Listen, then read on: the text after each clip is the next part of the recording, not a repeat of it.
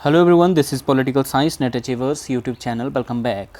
आज हम बात करेंगे जॉन लॉक के बारे में बात करेंगे। इससे पहले हमने हॉब्स के बारे में बात की है, फिर हम रूसो के बारे में बात करेंगे। तीनों थिंकर जो है सामाजिक समझौतावादी थिंकर्स हैं, ठीक है, जो ये मानते हैं कि राज्य की उत्पत्ति जो है एक सामाजिक समझौते के परिणाम स्वरूप हुई है। बहरहाल हम बात करेंगे जॉन लॉक के बारे में कौन कौन सी खास बातें हैं जो एग्ज़ाम के पॉइंट ऑफ व्यू से हमारे लिए बहुत ज़रूरी है। आई होप आपने डिटेल में अपनी बुक्स में पढ़ ही लिया होगा। इसमें मैंने सिर्फ एक बुलेट्स पॉइंट्स इनके बारे में मैंने नोट डाउन किए हैं कि जो एग्ज़ाम के पॉइंट ऑफ व्यू से ज़रूरी हो सकते हैं। थोड़ा थोड़ा हम कोशिश करेंगे इसको एक्सप्लेन करने की। जॉन लॉक जो है अनुभववाद और उदारवाद और प्राकृतिक अधिकारों का पिता माना जाता है। देखिए, अनुभववाद का भी इनको पिता माना जाता है, उदारवाद का भी, और प्राकृतिक अधिकारों का भी इनको पिता माना जाता है। देखिए, उदारवाद क्या है? जिसमें इंडिविजुअल की लिबर्टी की बात की जा रही है, which was the reaction against a feudal system, ठीक है। और प्राकृतिक अधिकारों का पिता ये मानते हैं कि जब राज्य नहीं बना था उससे पहले की जो स्टेट ऑफ नेचर जो एक स्थिति थी, एक कंडीशन थी, उसमें जो है व्यक्ति के पास कुछ प्राकृतिक अधिकार थे। वो अधिकार कौन कौन से थे? वो तीन अधिकार थे हमारे पास। राइट टू लाइफ था, right to liberty and right to property. आपके पास संपत्ति का अधिकार था, स्वतंत्रता का अधिकार था और जीवन का अधिकार था। इस तरह के जो प्राकृतिक अधिकार थे उस टाइम आपके पास थे, ठीक है। इनको कॉमन सेंस या सामान्य बुद्धि का दार्शनिक भी कहा जाता है। देखिए, इनके प्राकृतिक अधिकारों के लिए इनको बेंथम के द्वारा जो है क्रिटिसाइज़ किया गया है, ठीक है, क्योंकि बेंथम जो है कहीं ना कहीं एक लीगल राइट थ्योरी देते हैं राइट्स की, ठीक है, लीगल थ्योरी ऑफ राइट्स देते हैं, जो कि प्राकृतिक अधिकारों को नहीं मानते हैं। इवन उन्होंने प्राकृतिक अधिकारों को बकवासों से बढ़ के भी बकवास माना है, ठीक है। इस तरह से कोटेशन भी पूछी जाती है कि किसने लॉक के प्राकृतिक अधिकारों को बकवास कहा है, तो वो बेंथम है, राइट। इनको कॉमन सेंस या सामान्य बुद्धि का दार्शनिक भी कहा जाता है। रॉबर्ट फिल्मर की एक बुक आती है पैट्रियार्का और the natural power of the king. इसका खंडन किया है लॉक ने। तो हो सकता है इस तरीके से क्वेश्चन आए कि लॉक ने किसकी बुक का खंडन किया है, तो वो है रॉबर्ट फिल्मर की बुक। कौन सी बुक थी वो? पैट्रियार्का और the natural power of king, ठीक है। इसका लॉक ने खंडन किया है। फिल्मर के प्राकृतिक अधीनता के सिद्धांत का इन्होंने खंडन किया है। रिचर्ड हुकर, इनकी बुक है एक्सलेसियास्टिकल पॉलिटी। इससे ये प्रभावित था। 1688 की जो ग्लोरियस रेवोल्यूशन थी इसका समर्थन किया। हालांकि जो 1688 की जो गौरवमय क्रांति है इंग्लैंड की, ठीक है, उसके ऊपर जो प्रभाव था किसका था? जॉन लॉक का। और जो आपकी जो फ्रेंच रेवोल्यूशन थी, ठीक है, 1789 की, उस पर जो है रूसो का प्रभाव था, राइट। रचनाएं अगर हम देखें तो जॉन लॉक की जो रचनाएं हैं, ठीक है, called philosopher of revolution. John, देखिए, लॉक को जो है फिलोसफर ऑफ रेवोल्यूशन भी कहा जाता है, ठीक है, इनको, क्योंकि देखिए हम ग्लोरियस रेवोल्यूशन की बात कर रहे हैं जो 1688 की थी, तो रेवोल्यूशन पे किसका प्रभाव था? जॉन लॉक का प्रभाव था। इस तरीके से भी क्वेश्चन आपको आ सकता है कि जॉन की जो ग्लोरियस रेवोल्यूशन थी वो किस विचारक से प्रभावित थी या किस विचारक की रचनाओं से प्रभावित थी, तो वो है John Locke.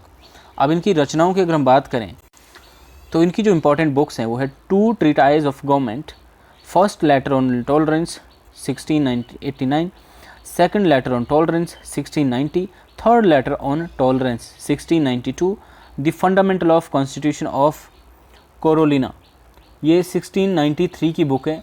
Some thoughts concerning education, essay concerning human understanding 1690 and the reasonableness of Christianity 1695। देखिए, मोंटेस्क्यू, इनको जो father of separation of power माना जाता है, स्पिरिट ऑफ लॉज, इनकी बुक है 1648 की। कंपैरेटिव स्टडी होनी चाहिए, ठीक है, मतलब जो भी इसके रिलेटेड जो इश्यूज़ हैं या जो भी रिलेटेड जो चीज़ें हमें मिलती है तो वो मैंने नोट डाउन करने की कोशिश की है। हो सकता है इस तरीके से क्वेश्चन प्रीवियसली कई बार पूछा जा चुका है वैसे भी कि सेपरेशन ऑफ पावर से जुड़े हुए कौन है? मोंटेस्क्यू की बुक कौन सी थी? Spirit of laws. कब लिखी गई? 1648 में, ठीक है, जिसमें इन्होंने जो सेपरेशन ऑफ पावर का सिद्धांत दिया है और फादर भी मोंटेस्क्यू को ही इसका माना जाता है, ठीक है। अब जो हम बात कर रहे थे कि अनुभववाद का इनको पिता माना जाता है, तो अनुभववाद है क्या एक्चुअली? तो व्यक्ति का समूचा ज्ञान अनुभव पर आधारित है। मतलब जो भी हमारा जो नॉलेज है वो किस पे आधारित है? हमारे एक्सपीरियंसेस पर, हमारे अनुभव पर। और जो एक्सपीरियंस कहाँ से प्राप्त होता है? हमारी जो 5 सेंसेस हैं, ठीक है, जो 5 ज्ञानेंद्रियां हैं, ठीक है, उसके द्वारा जो प्राप्त हमें ज्ञान होता है, उनके अनुभव के आधार पर जो प्राप्त ज्ञान होता है उसी को जो है सच्चा ज्ञान माना जाता है, ठीक है। इसलिए अनुभववाद क्या है कि जो ज्ञान हमें अनुभव के आधार पर पर प्राप्त होता है, ठीक है। व्यक्ति का मस्तिष्क जन्म से खाली स्लेट के समान है, ठीक है, टाबुला रासा, ठीक है, होता है। अनुभववाद बुद्धिवाद का विरोधी विचार है, क्योंकि बुद्धिवाद के अनुसार ज्ञान मूलतः अनुभव पूर्व या प्रागानुभाविक या अप्रायरी होता है। मतलब इनका बुद्धिवाद का मानना ये है कि ज्ञान जो है हमें कहीं ना कहीं अनुभव से पहले प्राप्त होता है, अनुभववाद में होता है, लेकिन यहाँ पे ये इसको क्रिटिसाइज़ करता है। ठीक है, तो प्राकृतिक अधीनता का सिद्धांत जो रॉबर्ट फिल्मर का था, ठीक है, उसका भी इन्होंने जो कहीं ना कहीं इसका खंडन किया है। ये सिद्धांत रॉबर्ट फिल्मर ने दिया। जिस प्रकार एक बच्चे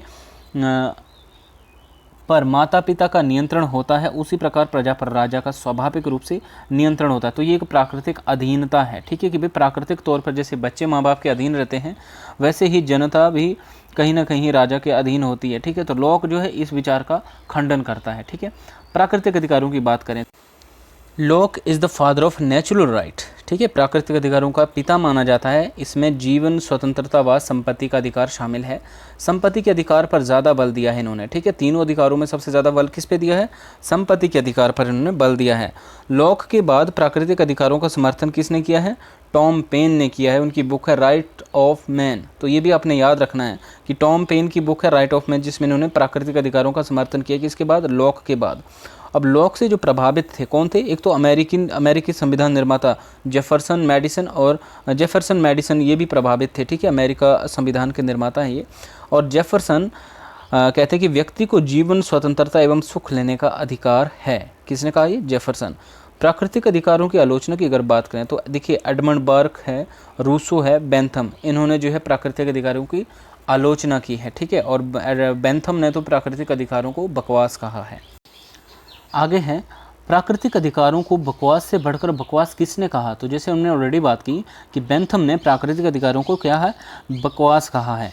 अब मूल्य का श्रम सिद्धांत लॉक ने दिया है और कहा कि व्यक्ति प्राकृतिक वस्तुओं में अपना श्रम मिलाकर उसका स्वामी बन जाता है। ठीक है, मूल्य का श्रम सिद्धांत से जुड़े कौन है? लॉक। लॉक ने सहमति के शासन की भी बात की है। ठीक है, कंसेंट, ठीक है, थियरी ऑफ कंसेंट भी इन्होंने दी है, जो कि मनुष्य जो है, ठीक है, कहीं ना कहीं उसकी सहमति के द्वारा ही उसको शासित किया जा सकता है। ठीक है, लॉक ऑन ह्यूमन नेचर। अब ह्यूमन नेचर के बारे में लॉक का क्या विचार है? व्यक्ति का जो स्वभाव है वो अच्छा है। ठीक है, लॉक के अनुसार। जबकि हमने इसके विपरीत हमने हॉब्स के बारे में देखा, तो हॉब्स ने जो है व्यक्ति को काफ़ी स्वार्थी, मतलब झगड़ालू या डरपोक किस्म का आदमी माना है। ठीक है, जो अपने आप को पॉपुलर करना चाहता है, स्वार्थी से। ठीक है, दुख से बचकर सुख प्राप्त करना चाहता है। ये लॉक मानता है कि व्यक्ति कैसा है? स्वाभाविक से अच्छा है और दुख से बचकर वो सुख प्राप्त करना चाहता है। जन्म से ही प्राकृतिक अधिकार जो व्यक्ति के पास हैं। अब lock on state of nature, जो प्राकृतिक अवस्था थी उसके ऊपर लॉक क्या कहते हैं? कि प्राकृतिक अवस्था पूर्व राजनीतिक है, पूर्व सामाजिक नहीं है। शांति और सहयोग की अवस्था थी। प्राकृतिक विधि विद्यमान थी उस वक्त। ठीक है, और ये प्राकृतिक नियमों से ही संचालित होती थी, जो प्राकृतिक अवस्था थी। ठीक है, अब लॉक ऑन विधि और स्वतंत्रता, मतलब लॉ और लिबर्टी पे ये क्या बोलते हैं? जहाँ विधि समाप्त होती है वहाँ निरंकुशता आरंभ हो जाती है। ये भी किसने कहा है? लॉक ने कहा है। विधि के अभाव में स्वतंत्रता की कल्पना भी नहीं की जा सकती है। विधि स्वतंत्रता का संरक्षण ही नहीं करती बल्कि उसमें वृद्धि भी करती है। तो ये कौन मानता है? लॉक। दो समझौते हुए हैं अकॉर्डिंग टू लॉक। देखिए, पहले समझौते में नागरिक समाज का निर्माण हुआ, दूसरे में नागरिक समाज के द्वारा राज्य या सरकार का निर्माण किया गया। लॉक के समझौते में व्यक्तियों ने केवल दंड देने का अधिकार ही कॉमनवेल्थ को सौंपा है। ठीक है, जो भी राज्य बनाया गया, जो राजा बनाया गया, ठीक है, व्यक्तियों ने क्या किया? उसको सिर्फ दंड देने का अधिकार दिया। बाकी सारे अधिकार जो है व्यक्तियों में ही निहित रहेंगे, लोगों में ही निहित रहेंगे। ठीक है, राज्य, नागरिक समाज या समुदाय में कोई अंतर नहीं किया इन्होंने। मतलब इन्होंने जो राज्य, नागरिक समाज और समुदाय, इसमें कोई अंतर नहीं किया, सारी चीज़ें एक ही हैं। लॉक जो सरकार को सीमित करने के लिए लॉक ने क्या किया? सरकार के तीनों अंगों में विभाजन किया, जिसमें विधायिका, कार्यपालिका तथा संधि निर्मात्री शक्ति। ठीक है, संप्रभुसत्ता के स्थान पर इन्होंने ऑल सुप्रीम पावर शब्द का यूज़ किया है। ठीक है, तो इस तरीके से भी क्वेश्चन आ सकता है कि संप्रभुसत्ता, सोवरेनिटी के स्थान पर इन्होंने किस शब्द का प्रयोग किया है? तो वह है ऑल सुप्रीम पावर। ठीक है, ना समझौते की विशेषताएं क्या थी इनके अकॉर्डिंग? जो सामाजिक समझौता हुआ उसमें क्या कुछ खास विशेष बातें थी? तो समझौता पूर्व राजनीतिक या पूर्व सामाजिक नहीं, सभी अधिकार व्यक्तियों के पास रहेंगे सिवाय दंड के अधिकार के। ठीक है, मतलब दंड का अधिकार दिया जाएगा कॉमनवेल्थ को, बाकी सारे अधिकार किसके पास रहेंगे? व्यक्तियों के पास रहेंगे। ठीक है, और जो समझौता था पूर्व राजनीतिक या पूर्व सामाजिक नहीं। ठीक है, आगे है कि समझौता टूटने पर सिर्फ सरकार टूटेगी, व्यक्ति पुनः प्राकृतिक अवस्था में नहीं जाएगा। जैसा कि हॉब्स बोलता है अगर समझौता टूटा तो व्यक्ति पुनः कहाँ चला जाएगा, प्राकृतिक अवस्था में चला जाएगा, लेकिन लॉक के अनुसार ऐसा नहीं था। क्रांति की बात लॉक करते हैं कि लॉक के विचारों के परिणाम स्वरूप इंग्लैंड की ग्लोरियस रेवोल्यूशन हुई थी। ठीक है, ये आपने याद रखना है कि जो ग्लोरियस रेवोल्यूशन थी उस पर किसका प्रभाव था, लॉक के विचारों का। ठीक है, अमेरिका के संविधान पर भी लॉक का प्रभाव पड़ा। लॉक की क्रांति के फलस्वरूप सिर्फ सरकार को हटाया जाएगा, राज्य या कॉमनवेल्थ विद्यमान रहेगा। जैसे कि इन्होंने स्टेट ऑफ नेचर की बात की, ठीक है, कि इसमें समझौते हुए उसके बाद सरकार बनाई गई। तो यहाँ पे लॉक कहते हैं कि सिर्फ जो दंड का अधिकार है वो रहेगा कॉमनवेल्थ के पास, बाकी सारे अधिकार मनुष्य के पास रहेंगे। अब कॉमनवेल्थ का काम क्या है, दंड देना। किन के लिए, जो व्यक्ति के इन अधिकारों का उल्लंघन करेगा। ठीक है, प्राकृतिक अधिकार जो नेचुरल राइट्स हैं, ठीक है, जो भी इनका उल्लंघन करेगा राज्य उसको दंड देगा। और अगर राज्य जो है सक्षम नहीं है वो दंड देने में, इनके अधिकारों की रक्षा करने में सक्षम नहीं है, तो क्या होगा, क्रांति की जाएगी और राज्य को ख़त्म कर दिया जाएगा। ठीक है, ये बात कौन करते हैं, लॉक करते हैं। अब लॉक ने सरकार को एक ट्रस्ट या लिमिटेड लायबिलिटी कंपनी की संज्ञा दी है। ठीक है, सरकार को क्या माना है, एक ट्रस्ट या लिमिटेड लायबिलिटी कंपनी की संज्ञा दी है।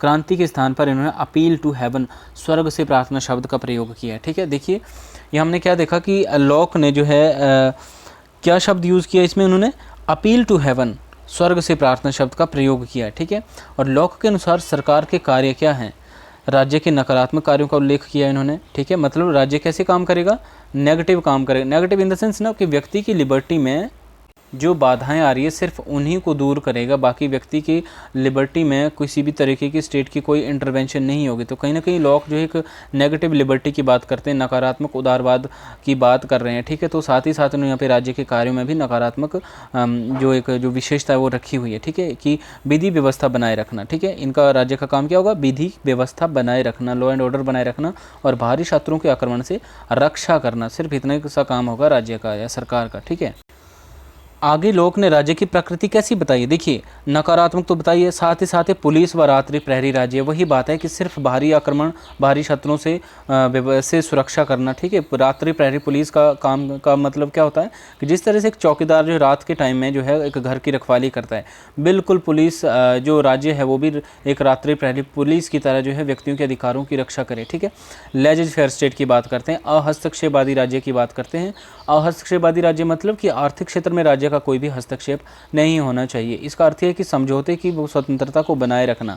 पितृसत्तात्मक राज्य का जो है अभाव है। ठीक है, अभाव हो। ठीक है, लॉक की शासन प्रणाली में खास क्या है, देखिए इसमें एक तो शासन जो है सहमति के आधार पर होगा। ठीक है, सहमति का शासन है, सीमित शासन है, राजतंत्र का विरोधी है, संवैधानिक राजतंत्र का समर्थक है। ठीक है, कहीं ना कहीं जो जिस तरह के राजतंत्र की बात की वो कैसा होना चाहिए, संवैधानिक। अब संवैधानिक क्यों, ताकि सरकार के ऊपर जो है कुछ न कुछ प्रतिबंध लगाए जा सके, प्रतिबंध एक सीमित सरकार होनी चाहिए। ठीक है, लॉक के लिए लोकतंत्र एक साधन है और उदारवाद क्या है, साध्य है। ठीक है, अब लॉक को फादर ऑफ कैपिटलिज्म किसने कहा, ये सीबी मैकफर्सन ने कहा, और सीबी मैकफर्सन ने इनको जो है पॉजेसिव इंडिविजुअलिस्ट भी कहा है। ठीक है, स्वतः मूलक व्यक्तिवाद भी कहा, क्योंकि लॉक और अन्य उदारवादी मानते हैं कि व्यक्ति स्वयं जो एक विवेकशील प्राणी है, ठीक है, वो अपना अच्छा बुरा खुद देख सकता है। ठीक है, और मैकफर्सन ने अपनी book the political theory of possessive individualism जो 1962 में लिखी है, किसने, मैकफर्सन ने, इसमें लॉक को जो पॉजेसिव इंडिविजुअलिस्ट कहा है। तो ये कुछ खास विशेष बातें हैं जॉन लॉक के बारे में जो कि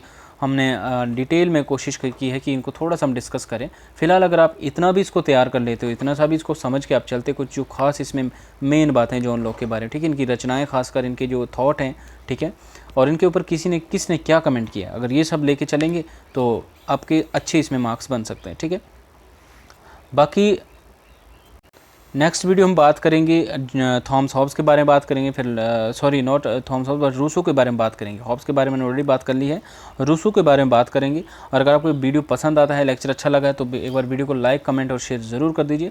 और अगर आप मेरे चैनल पर नए हो, चैनल को सब्सक्राइब नहीं किया तो चैनल को सब्सक्राइब ज़रूर कर दीजिए और बेल आइकन को भी प्रेस कर दीजिए ताकि आपको अपकमिंग वीडियोज़ की नोटिफिकेशन मिलती रहे।